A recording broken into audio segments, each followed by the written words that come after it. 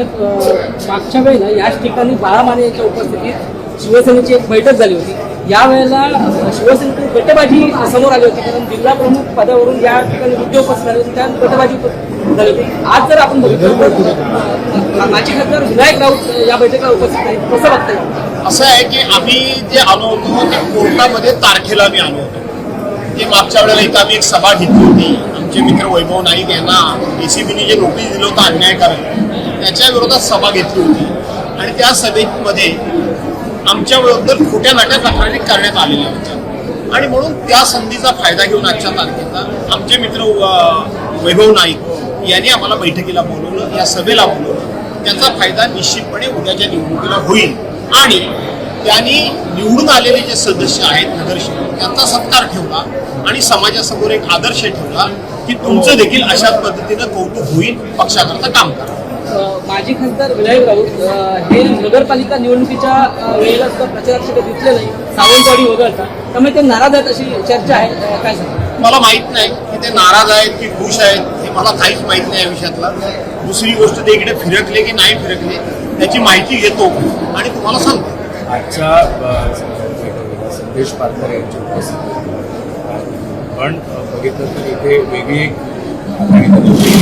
तुमचा विरोधक जो शिवसेना आहे आणि ठाकरे एकत्र काय खरं सांगायला गेलं तर आम्ही विरोधी पक्षातले लोक आहोत। ज्या वेळेला सत्ताधारी पक्षातले लोक आमच्याबरोबर आघाडी करायला येतात त्या अर्थी निश्चितपणे कुठेतरी समान हेतू, एक समान धागा ही सर्वांनी एकत्र येऊन काहीतरी चुकीचं घडतंय त्याला थांबवलं पाहिजे, म्हणून हे सगळे एकत्र आल्याचं दिसतं। सर, तुम्ही भाषण करताना अरविंद सावंत यांनी म्हटलं होतं की तुम्ही एक संदर्भ दिला होता जुन्या सभांचा, त्यावेळी तुम्ही म्हटलं होतं की त्या पक्षाने मला मंत्री केलं, तुमच्या पक्षाने केलं नाही, या संदर्भात काय सांगा?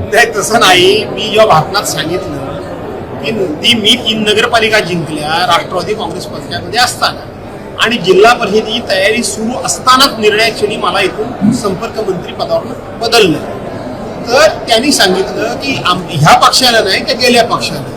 आता गमतीचा भाग, मी म्हटलं त्याच पक्षाने मला मंत्रिपद दिलं होतं, गमतीचा भाग आहे, एवढा काही गांभीर्याचा भाग नाही। नाराज आहात का या पक्षाने मंत्रिपद दिलं नाही म्हणून? आता मंत्री ऐकून त्यांच्या सध्या बघितलं तर निवडणुकीच्या निकालानंतर कुठेतरी भाजप आणि शिवसेनेमध्ये कुठेतरी आरोप प्रत्यारोपच्या फैलीस 2 भावांमध्ये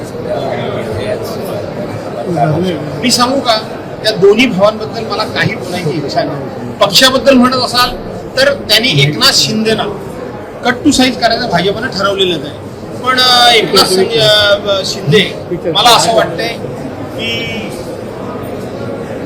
भविष्यात त्यांच्या दबावाखाली येतील असं वाटत। मुंबई महापालिकेच्या भारतीय जनता पार्टीला जिथे गरज असेल तिथं ते त्यांना जवळ घेतात, जिथे गरज नसेल, आपली ताकद असेल तिथं मात्र मित्रांना जवळ घ्यायचं नाही।